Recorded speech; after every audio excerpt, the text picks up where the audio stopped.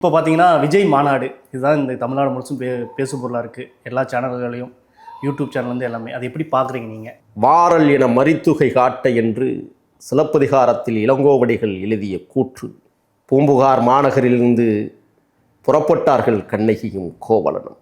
மலைக்கோட்டை மாநகரில் இருந்து நாம் மணவாழ்க்கையை தேர்ந்தெடுத்து கொள்ளலாம் என்று முடிவெடுத்து வேண்டாம் என்று மணப்பாறை வழியாக மேலூரில் தஞ்சமடைந்து அவர்கள் வைகை நதிக்கரை ஓரத்தில் தன் வாழ்வை அமைத்துக் கொள்வதற்காக புறப்பட்டார்கள். வாரல் என மரித்து கை காட்ட வந்து விடாதீர்கள், மதுரை மாநகருக்குள் கொலைகளப்படுத்தப்படுவீர்கள் என்று இயற்கையிலேயே ஆடிய மீன் கொடியை பார்த்து இளங்கோவடிகள் சொன்னதாக எமது இதிகாசம் பேசுவது நினைவுக்கு வருகிறது.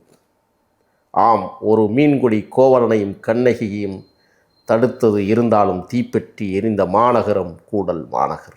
5000 கொடிகள் வெற்றி வாகை சூடுகிற வாகை பூ இன்றைக்கு தமிழ்நாட்டை வரவேற்று கொண்டிருக்கிற நிகழ்வை நான் பார்க்கிறேன். ஆஹா, விழாக்கோலம் பூண்டிருக்கிறது.